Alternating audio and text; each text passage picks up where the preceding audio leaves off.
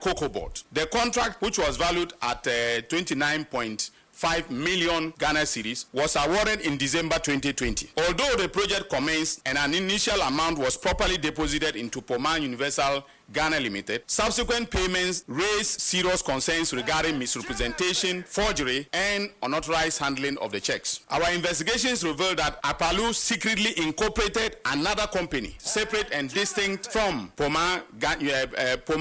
Universal Ghana Limited, also known as Poma Universal Ghana Limited. Eti Poma de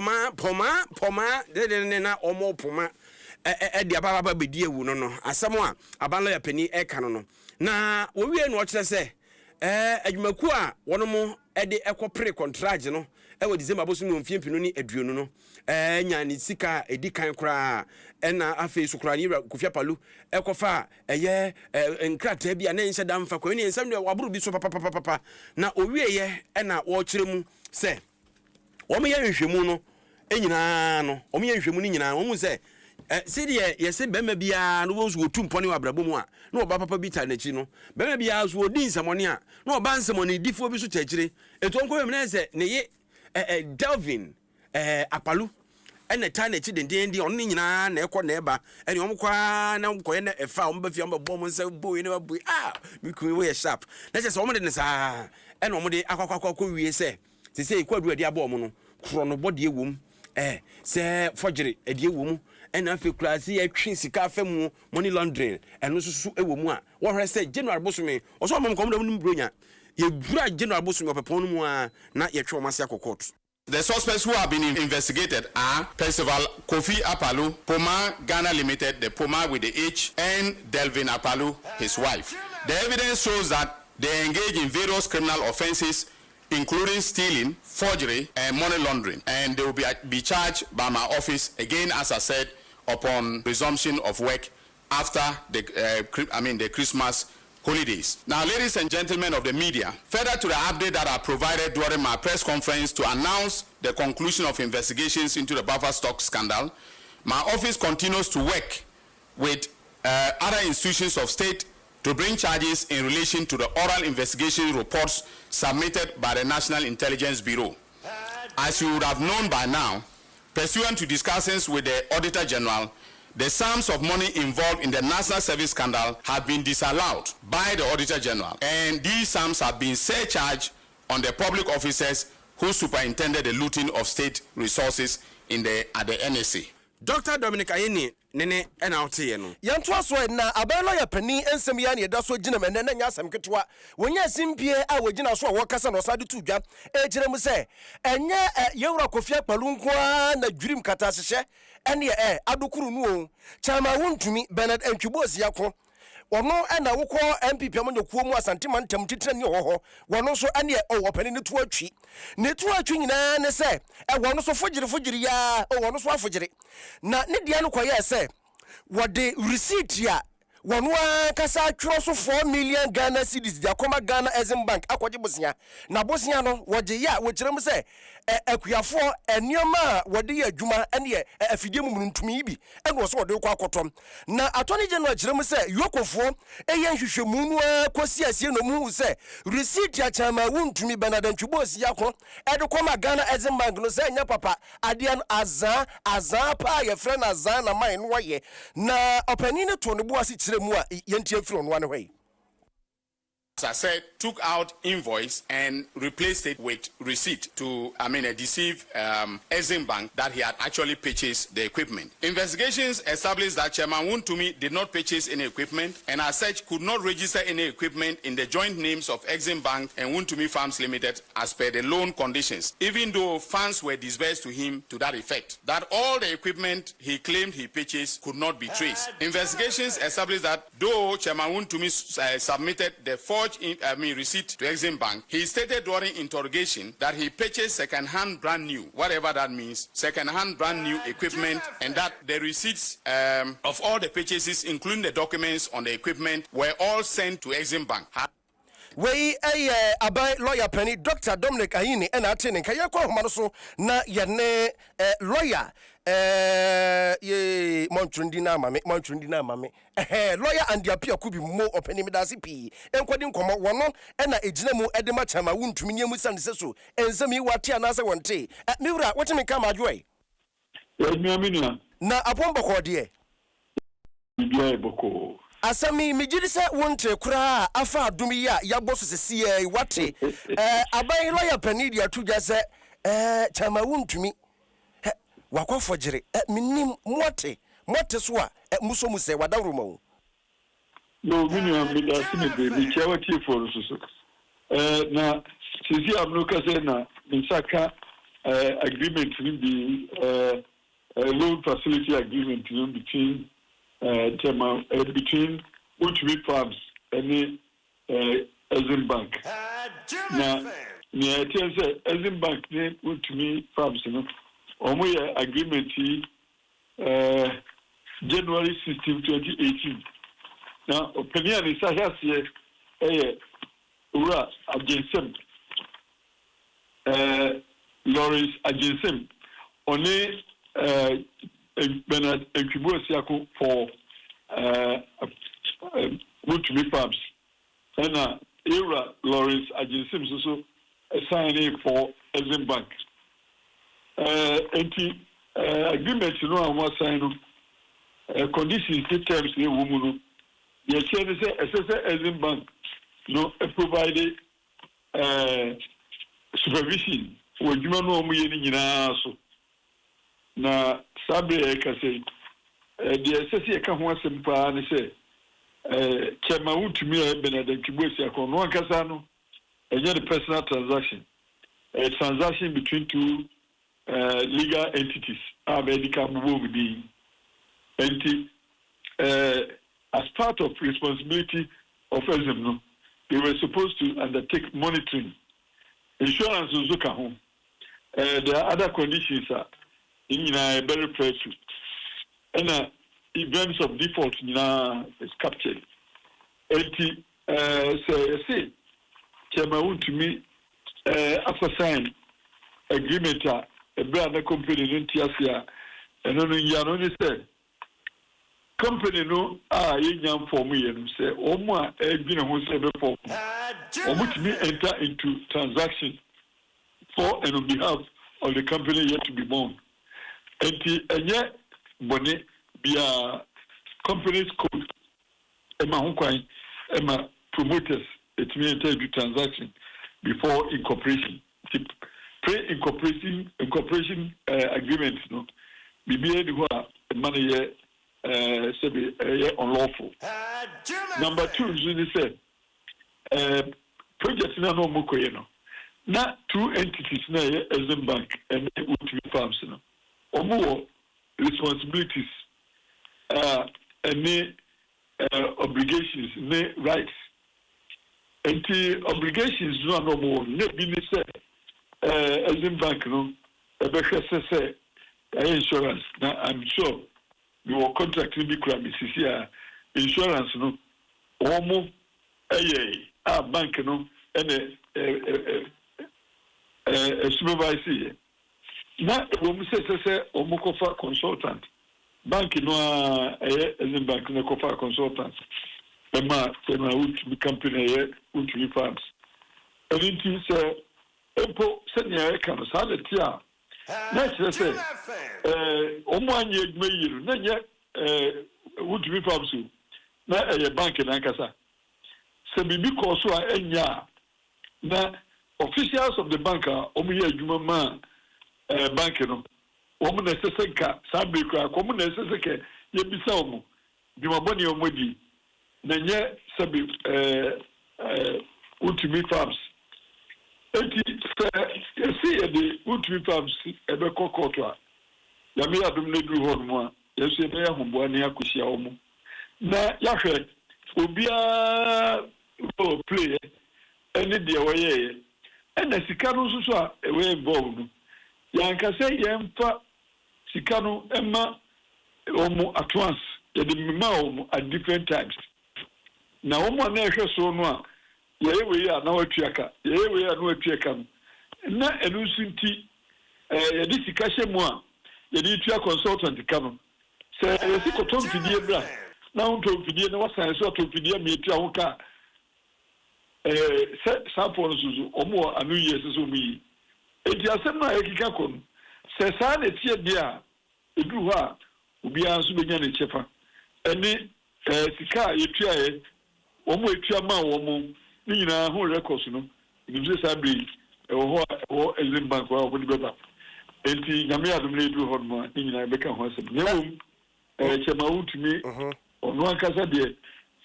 enye ono na yedi na gina court nemum yedi ne be ko gina court nemum ye utumi farms na court no mo konzo gina facility agreement ya utumi farms no ne Exim Bank ye enti ado je be ko pepe nehu obi adwuma wodi ne de necessary di eni nia wanye ne dwuma yi eni tempo bibi o motosia why na ye culpable lawyer and Apia Kubi ma mena wasibre ni ntimi amfa hu sibre pam ya baba na enkomoyi ya ba bidi atwas we eye lawyer edema Bernard Entwi boss ya ko chama wuntumi na wote ne nka no yento aswe na yenko ensem fufuro mu Ghana Mampani Excellency John Dramani Mahama edi atodwa se asoye hwoma sika sem so no hwe na wonyi oman sika fufuri opepem baako 1 billion na wontwetwea akama contractor for se be onkwan me hwam bronya bri sanse bi wa yade o mo ka free emfiempino ni dunso kura beto sabiri ka prekura wonu mo enyan na sase mi o Mampani di tudwai na ADOM KASIEBO ene yegina enkomo a dwaso se mo man ne kwamna sante tire dwamu di ye eso se yentiemu ye na Chamber of Construction Industry a omo man mu contractor for mo kabo mu ku no emisa wo mo se de o Mampani aye anye bia no wonu mo bose boshiri na se ho asem te se na asem a se nipa yi a wonu mo eya contractor for won kabo mu ekuo ene penimpa won da Chamber of Construction Industries ano Emmanuel Cherry ene e kire se nukure ni nyame anim aban no se ni abre pa se opesu otu oboka dia sika wo so yi no e wo se bro 5 billion Ghana cedis nya 1 billion sanse ka no so entwei waye bibi de nso ye kapa sabi ado e batan nye na duan ne kwadusini adia ebe sombo na fe ibinum boto be de a ombetima di bro nya ne yi pa de anka be 5 billion ya se bokan no ye ntiasie papa because I ntiasie no we the bia ye di be fa ana ye be free e di man se share because be one thing say ye kasa tie Kokobot omo di contractor for over 3 billion Ghana cedis once the community na uko road fund ene yenso no how do you call road management fund plus fund uko honso a 8.2 billion or krata mu omo nyentu yae uko consolidated over 40 billion Ghana cedis onusu da ho omo nyentu yae and 1 billion of Mampani and no. Say we need more how do you call it answers. So therefore a Sunday and Monday and we are also seeking for more clarity because we are a bit confused. So Sikabe answered now, okay, is it road fund? So road fund out of 8.2 billion, we're releasing 1 billion. And in fact obeku ye crack man the radius can can ba and in fact the break me that you because the break contractor for or Mampani so to abuka and see all the people that way and someone ora Emmanuel Cherry or the two dwa no we no de two dwa se ene a contractor for bebre ewu ahokyere ene ade nti bo a ya de ne ka ma na dwendwen ho a bo so a ne japade kakra no o sanse bo se okoje ye de ye adwuma ne antue nti no ya je afiri nsem o de ho abobo ni atepoi ato na nanom a ha dwene pa. We are not having it easy at all. Diabetes has taken a better part of most of the conductors. How do you call it? A lot of how do you call it challenges. Some of them are struck down. It is recently some of them are recovering. There are a number of them. You see, some of them common how do you call it 100 cedis to buy drugs are very difficult. It's not easy. Yeah, now, Baku Fremi. In fact, one city, calling me bottom. The medical meaning but that contractor has IPC worth of 30 million from January to date. Now we are expecting nothing less than 3 billion. 80 a contractor for no. Almost so many abre. Abaya ibidi and so the also here pa ne the union room. Yanto so na yan konsen fufuru matiefo bekaya ena no da wa bra mampani John Dramani Mahama ene e wo bon 12 mpiminu ene aduonu na mu no hye Ghana fo nyina bose wo ba Ghana mamra a ene eda ho a ye nyina ye de adwuma kakrakra no wo be na sensa kire ba ko mienu miesa bi wo mu a ene wo be ye Ghana fo to abama ne wie ya pe wo ba ye no ti nipa makoma wotwe ede wo motena se a nipa nwotwe no de na wado mo an aye professor Kwasi eye Prempe ana eja wade to omo anim se won kwankwa tena se Ghana mamra no won kwafa entuo wo mon kenka mu from A ekosi Z no hwehwe mu de wosi yi film de wosi ye de ka ho ene wo mo amfamra no ene committee no ye dwuma na wie de krata no akoma mampanin e wo no akasa tena ye won kran ya ama no akasa gya tum bibia koye na ensem a wo mo de koye no ebi ne se wo mo kire mu se Ghana mampanin anase wo bi beye mampanyina emfie makoma nan no a enipa ne tena so no wo mo ni se enkekonumu ankeye entino we no eye from 4 to 5 eno koda nchen wo bi ye mrase bedwani wo ye MP for hene wo ye MP for hene eni kwase ye san bo din se san bra beye soafo eni asi ensem ni mu ode ensem no ebisi mu ode ebisi dabi emunye de na sam no ankasa Professor Kwasi Prempe yentie no wen. We couldn't find a place for a third term for the president. So you know, we looked, we couldn't find. I mean, we realized that the president himself doesn't like it. You know, nobody really seems to like it. There wasn't much of a demand for it at all. However, we believe we took to heart the recommendations that we got from many of the eminent persons that we met, including some who have occupied your seat, that the 4-year term was short. It was too short. And we also then learned that the emerging global norm was 5. And that even in the region, we in Nigeria have the lowest. I mean, 4 is pretty low. So we're proposing an extension by 1 more year. We have coupled that with certain recommendations on the area of campaigning, because the claim was that the president takes about 6 months or so to set up, and then 1 year campaigning and all of that. So we thought, okay, so if we then followed the example of other countries in Africa, including Senegal, where there is a definite campaign period before which you cannot do electioneering, you can't put posters, can't put billboards, can't do jingles. Nipa yete nkai eye Professor Kwasi Prempe wono na nipa makoma nwotwe a mampani John Dramani Mahama yi wo mo se Ghana mamra wontena se na ja review won famra wodom wono e na ate ye na wo wie ye e na mampani John Dramani Mahama na so furu simpie no kasa ye e no kire mu se wo mo yade adwuma no wo mo ye ni nyina no mo so behwe na ene de wo se wo ye bia wo ye we nya fe no de be ya manyosem bia e no so mampani die ni. The committee had the opportunity to give me a presentation of some of their recommendations before. So I'm not as shocked as some of you who are sitting here who are hearing them for the first time. And so I want to thank the committee for that presentation, and then also for the teaser you just gave. I'm sure tomorrow the newspapers are going to be headlined with the teasers that Professor Prempe gave us. So you can take a rest after working so hard for so many months. You can enjoy your Christmas, and as soon as we resume early next year, we're moving from the constitutional review process into the implementation process.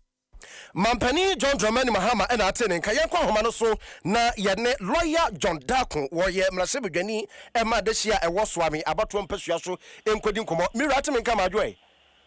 Mejo so opanyini na pombo ko de dada me ma na oti na afisa fa eje wo so afin kometo ye da lawyer we de tew sesei no Wamua mampani pa wamo se yamamra no wonko tena se mobu ho na yenhwe de wose yifin de wose de ka ho wama wi adwuma no wamo koye abaako abeto dwane se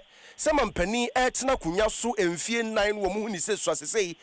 ko mfie no minimu a wo hwa ye maya yatim waman Ghana yaduru sampempenzo no se mampani timi tena kunya so a emfie num. It was very interesting. Let's see one reason for suggesting young court in few months. I'm sorry to say it was a very lazy reason for suggesting that we do 5 years. Only reason is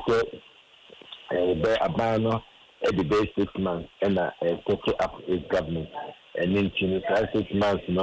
or they come 4 years, one.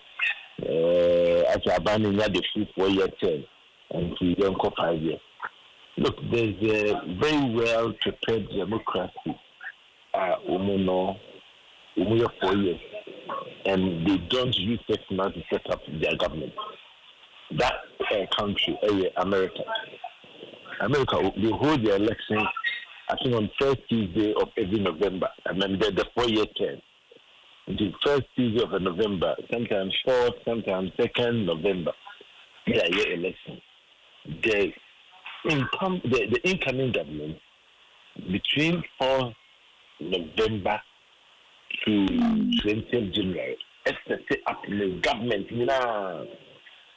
And the government is always ready on day one. And by the time I best swear the President of the United States in on January 20th, we are ready and all governance. So we can adapt that system. If we really want to cut the time for the setting up a government, it can cut. In America, for instance, what happens is that the trouble November president elect, what shall I say, ministers, what they call secretary. And for them, they have a system where the existing Senate, and that system is a bit me higher version now. We can have the same thing. But the trouble say December, what we can do is a bit we have the number November. So we have 2 clear months. That's 2 clear months. The bit number the existing parliament, have better the incoming ministers, so that on 7 December, 7 January, the straight president in within the ministers, they want a new year of so that it will take this waste of time, because this country, we are used to wasting so much time. Imagine that we are justifying the 6 months wait, 6 months setting up the government, and then you're the term of a president for 5 years. For me, the reason is so lame that we shouldn't even accept it. If we are given another reason, for instance, say it be a 4 year term, too short to implement the policies of the government, maybe that one I can sympathize with it and say, okay, maybe 5 years will be a good time. I know, so maybe a term, for example, for classes that say 1 every year term. It's very good. If it's extended for a certain period, it will probably be good for us, because your coalition in 10 terms are a ball minor cap. But maybe my only reason, my only way, the reason for the request for the extension of time. Lawyer, me idea wa ha. Wo hwe enioma na se nkrato amde ko ma mpanyina. Ba ko ese wonu se obi ayemra se bedwane a wonya akonya se wono a wasaba ye soafo. Minimu a ɛho so uso muzai. Wo ne sai esan se timamufo ne wo se yeyi obi se wonko ginam emane manfo enti wono de kanu nko an wo koye etu san de soafo adwuma ne koka ne ho a na se nipa baakofo wo ani baako ehwentoa mienum ebi so kura san wo ne se yekoyi asoafo foforo afiri baabi a na se nipa no so be doso dodo na se oman no asika ne e be se no minimu a wo ho ne sai honorable. Okay, Nia. Again, on this one, as a lawyer, Mekasa as a constitutional law lecturer. We must share constitutional law for so many years. Now, this is one recommendation that the May Constitutional Review Committee, no, a year again completely. How did we are for the coming? For us to grow in our democracy, it's about time to engage the above fixed separation of powers and personnel. In fact, this is not the first time there is strict separation of personnel. In the 1979 Constitution, and a cool nearby, and a year should be a cassette in the Parliament will be executive and regular. Maybe as a constitutional law professor, this is one area. Constitutional Review Committee in the area again. Not just even the military position, the fact that members of parliament serve on boards of state institutions, the fact that members of parliament serve as board chairpersons of state institutions. Idea Emma Parliament, Yajuma Bako, Abdul from the oversight zone, because we can have a situation, and many instances, I don't go. But the example, the Puno Pai and a Bune Pay or Parliament, when a member of the Bank of Ghana board, unless I hear the chairman of the Finance Committee of Parliament. The Bank of Ghana, Parliament, every show money no more. A chairman of the as the chairman of the Finance Committee. And you have situations like that across the length and breadth of our governance system. Parliament needs me as the Constitution envisages. And I said, you're not upon the person. If you don't know, one day, a band may my bed way to actually attract no money. If you have no idea, the Constitution review again, say, it's me, say, oh, question your contract amount our parliament when you invest of our minister. Because, look, you call election, your power amount door, and Fire Obama say, you person of parliament and our minister. And sometimes you ask yourself that now, Okoye Mra, not Okoye minister. And it's a media idea, you're too bad, mess, meeting a castle. You didn't make trouble, master idea, and said there should be strict separation of power and personnel. And this is too many a Juma, any power, a year Juma war, and the Shiba between look like to be a core executive branch of government.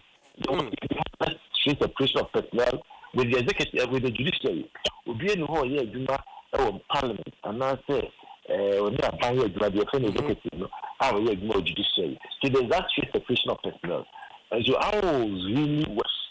that in parliament, you bring us that strict separation of personnel between parliament and the executive. So on that score, 100% I stand with the CRC. Mo lawyer John Dako me na wase enkomane wa yebedi ni kakrakra so nwumre die ma yemfa wunsi mrase badwanim e ma de hia e wosoame wono asan yemranim ni lawyer John Dako ene ni di nkomo yi me ka say bi ma twetwe mo no abia so so ene MP ne be kakra wonko so ukona yemma minister ni dia ti de wan ko MP no anhye da nko say ni sika no oyire ne ho na oyi bi minister party na so ape minister bi adi ti bebre be jai MP ne kokko because obu akwa wo tempenten ko twase kan bwatwede nyina no so be minister edi nti se obekọ abedwafie opa onya minister ni edi ene ba ta na di me yonku bi a mani tua no obi jai MP ne di say oya MP a utimi ni minister say ye gitum a wono parliament o Robedam pai e wa ko ye o mo e pekasa pa na beko ona mekan parliament say pa bedin bedin se unya minister ni untimi ni minister MP nko a se mia madam Fakando esi se untimi nya minister bi obe dwabo so MP nko a onko well so asum dwabo so for kanka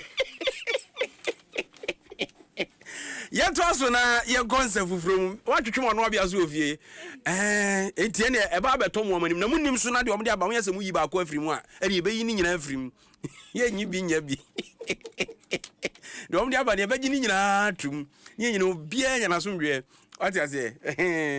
Ese wo do ani mienu hwetu ma hu na se odun so gu fa ko twaguru. Tinya dia se mo beka se wedi emu ye na mo tutum da bi. Ada se agi ni nyina atuma na se yetu ni nyina agu. Ghana for na akere o ma adwene. Na opedi ba ko a kire se odi akotene wo East Dade Kotopon Development Trust mu se registered trustee. Ena de nsem bi atodwa. Papa yi Osayen Director Administration Lord ni Layi Yemofio. And what the attribute say, oh, share quanya, ye nam so, shre eye enipa,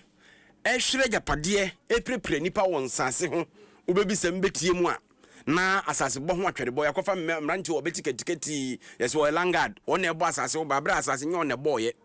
What I say, and yaso so nipa bi ya mafedie, ababe ye nipa bi adwuma. And you baby to say child will say. Chantain to say baby one more dear gra ezibeku asase won sisi a wo se braso se de nansi from nasa de no yetu ase ni aso so ate e wo man mu insema e koso e wo chado ha ase amangrofo bebre e bohu ena ebinum so enim ne e koso eno so anka se trust title wo fa asase no so no yetwemu ana se enye ejuma nti aten a yebu ye nanse no anka se trust title omoyi atire ho ana se bibisa enso ye wo langards a aba nsase ne so a omo dada nkrofo se sa title no yetwem ena omo boria nkrofo nsase mu ministers bebre etia MPs bebre etia enye right say ye be ma langards aba area in Moab operating with impunity. After so ye na him say langardism in itself no a criminal activity. Ya she humbra. Eti wey ene nsamo a opening di tudwa na wo wie no wo kyerem say perform hwe chado ensase so no omo mani na ho na omo penhye papa bi nti sa dabi ebe ha dwene oman ye obabi bebre wa ya tete nsase nti ade na chado won kwa no ho ya manfo so yi Chado ha, say say in but in terms of land administration and management, Chado ha is one of the best, if not the best, ever Ghana ha. In Shisha ya da tour fa asase acquisition ni ownership mu. Papa edimu anka say ye fasa kwano so e de hihema nsase a ewo Ghana yi na gabi ebeboa yi na eti wey ene nsam ene nkomo kakra fansase ho atodwa wey Adom News ene wasogu so awutie no okwa asantema ntem wadam wo ho nhira 104.5 ena asempa 94.7 kasafidi makomako wa hanye aduonu miensa wo mamu ni amonone NAKET KASIEBO dwoada de brunya bosome no yewom yegusu yedin kakra ti na wotwi yegba kusia na chese yen yakotena fie ena timtu aba wi kakra na yakwa asem fufuru mu babia ni circuit court His Highness Frank Esiedu Nimako ena enei emrantie makomako miensa wekiremu se won kwada patwirim emfinhie makomako aduasa wekiremu se baako a wo mu ye fra no Victor Beni wonya mfinhie aduonu enwotwe 28 years ene abeku ne ye fra no abeku tempotem ho no waye no ho malam malam pass waboaza azapa frakadam dridie katasehye pre asane ma enyo no nko a apia Christopher nya mfinhie aduonu mienu ena afa Tijani Seidu enso na mfinhie aduonu nipa miensan yeso ankwada afiase mfinhie aduasana yamane boni ibu Augustine ena betimi aboa ye pa ama ye nkyeremu bu ateme nka madwoi Adam Joseph na kwa dududu asan kwa ne de bo mu a nipa miensa 30 years no mu kwada mibu a ana hwehwe kodu a de bo sa nipa makomako emese ya na eye makomako esia ne din kan no ene se omo abomutimu pose obedi bone ena afense no nyotoso bi so abomutimu pose omako wiade ebiom kronobo mupra etia omoni hu enkrata na so moni hu tumi and I feel no omabo mutu po se omedi bone anase omebo no eti ko ni mako esia na his highness and the court no entata omodi ebo ta mako emeson appear Christopher I see it journey and I feel no Dr. Bena they don't have to be for no so omunyina ujabo so ne kwete mwase na kodbofo no bona ma na ebi nyina ene ase titirimu ne semkan nyina ebae no na judge no se enipa miensan omunyina no ekodam enti no abiasa ase nipa miensan no komunyina abomu a omukodam na 10 years but court na tete de amamo so bia enfa 30 na Victor Bande no a ye fa no abeku no me no kase o penny case mako miensan uye na wuri ni primu a o case mako miensan ne di kan a yenya kan ho asem no eye ono ene konbobi e course wa tutu course ma nipa ba ko primu o jabo so for point bi a ben jabo so tampa ko mu su abrante no tutu course ne konbo course no ono ene kodi se adwuma no ye to su mienu so eye antobia money sata omukoye robi eso etsa amanfo gold ne honema abro omo ana eye adwuma wo hono no mu se abranti eka ho okopie mu so ewo se biro so a post for to say abranti kronobobi ekoso ma wo se etutu koso mani po kumkura ebam otutu se abranti efe no Dr. Bani ya dodo na fe na beku a o chem se jabo se repre no abranti ne ho bra bon sa de rubi enti no yame eye adom a eye bonya eso afufe kwa kweshemu no eye bosu na ebi kana na da so adunu enunu abranti ekoko pidem awo bodi circuit court na yame adom on the 20th of February next year abranti me pim awo the daily circuit court but me no ka say there ya just court aremade ka for me say ya omdo mo ekoko pidem awo Kumasi Central Prison but ebenu so a court na say ebenu so a tanipa sorry ya branch Dr. Bani no omo tanipa mra na omodi na atom yo boa money adwuma waya de adwuma na no waya no foni de akire brepam ye baba ntinom we no se mibu nkunta na Victor wanya 28 ye de 30 ni koka ne ho a omra no wanya 58 ohwa apia wanya 22 ye de 30 koka ne ho a omra no wanya 52 sedu ewo 20 omra no wanya ode ma yento aso awia de abro sem bi tudwa ewo atwema ebu akwa manhia na arahosam no se abusuekuo a wono mu adehye makoma nsia akora abosome miensa kora ka ho gyato mu ahye omdwerebe amamu nkomo ene adwempa hene na ede ebreye na afei na busuekuo no ahodo no mo eba obedidi omo nkomfa ampadimfo nkomo mu die mpadimfo ekoho yenkonkore se di sikoye adwempa hene ye mo adwemo akwa babadom kasiebo so amini abe mama so mu ada wase enti awia nkomo na yedi ye no de na esi akire biem meda se mawia nkomo na ba bia yedi koduru ye no eyese ye hwere mi se busuafo a won ba ye on behu se o mode hie no mampa amane ba won mo eteye e won frema mu se jabrani bi ate aso se bi dan kwa hodo bi a on bi hie dem ama o ma famu ahire mo enkwa no o mo do mani be hwe na chese sabbepe na etie on hwe boaye ma wodi emu no ekotie mu ewo eye aposifo akachi isi ababia edru no eyese busuafo akotena se na won madwendwene ho wa bra bambo aduma ye fo me kira police fo eni bi njakuo no so buso eye mo yihwe mu ahwe kwan ye paso a sebio oyende no enso so ebaye eno ene anamotu asisi na busuafo no eni bambo aduma ye fo no etuo na awia mu wonum no wa ba edi nkomo wie be se eye no mienu de ko eye donkunu mu no na eye police police mpanimfo a won be fa mu no e de ekoye no e kire ye hunu se dumje aduma ye kuo no empanyimfo mu asantemantam mu wabra eye regional fire commander ACFO2 owura Peter Tete ene ne dom enso ebo anan ebepie mu ewo biaya sabi oyene no esiye na ye nyani se eja no ehya ase adumienu ahomachibiri ni mu wo mu se fire service fo mpanyimfo ba ye be ye omafam die hwe ma ye so ano de na so de aka eye so mbetimi enya ehwehwemu mbetimi nhwemu ahyehyɛ so na etimi abo amo mahu bi siye eno nti ene ma fire commander regional fire commander otimi ene ne dom bepie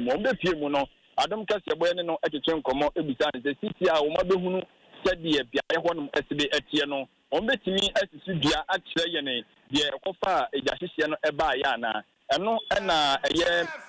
ACFO2 ɛkyerɛ mu sɛ dabi ɔmo ka sɛ ebi adeɛ wo pɔte na ɛkɔfa ɔhaw ne baa yɛ a ɛno deɛ ɔmo ntumi nkyerɛ yɛ na mmom ɔmo so baa yɛ no ɔmo de ɔmo aso tutu fam ɛgye adehyɛ a ɔmo ti fie hɔ nom ɔmo de ɔmo ani ehunu deɛ ɛkɔɔ soɔ no na ɔmo gye ɔmo ano bi sɛm no wɔn mo hu ne sɛ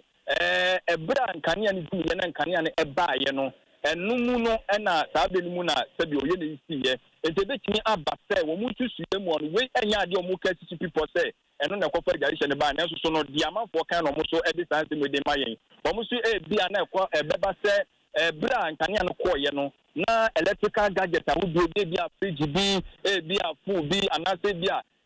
iron bi esi so ɛna nkanea no so yɛn nyɛ nim sɛ yɛdum no ne yɛ so a tumi na ɛde ba no yɛ anano ɛɛden nti ebi ebetina akɔba si edum nkanea na bibi so ɛno na ebi a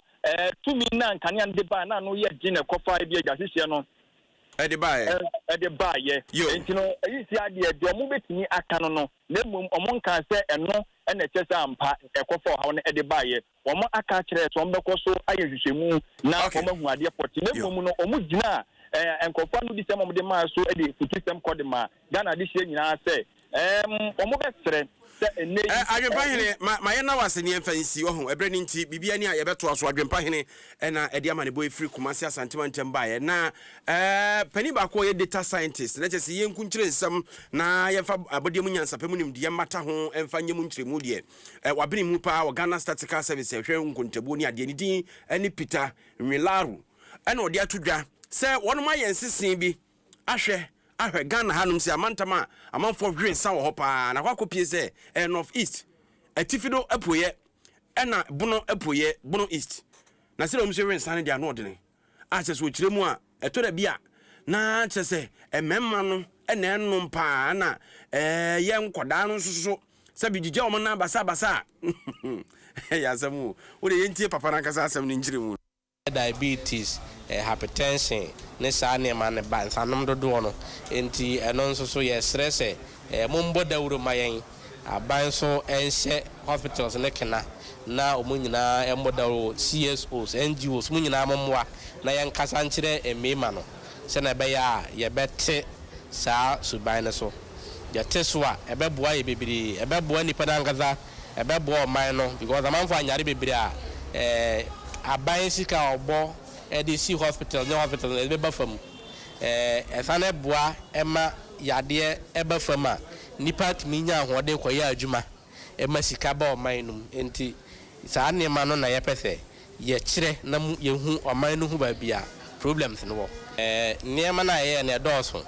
enti ɔpani ne sɛ ɛnsa ne deɛ wɔn mo hwehwɛ papapa ɔmantami mmienu mu ɛna kyɛ sɛ emu nsɛm aba na yɛmpɛ sɛ yɛbɛto ama na wa yɛn bɛte asima ntam no mu na yɛahwɛ deɛ ɛfia mu nyinaa yɛbrɛ ne nti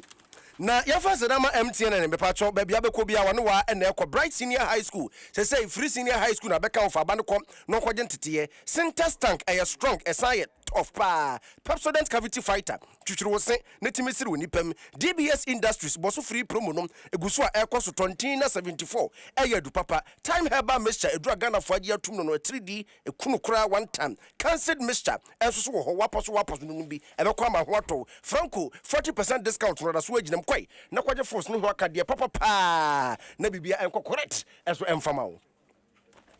wei ɛne nsɛm a ɛgya yɛbɛgyina so na yɛde kasebo no nyinaa bɛwie yɛfrɛ me nana sɛe ampɔfo agyi nana ade munungu ne mmom wo a woasantema mpɔne ne mpɔta mu biara no wɔkyena free health screen ɛkɔ so ɛwɔ social center hɔ community center adɔkotafoɔ ne anɛsifoɔ bɛtena ase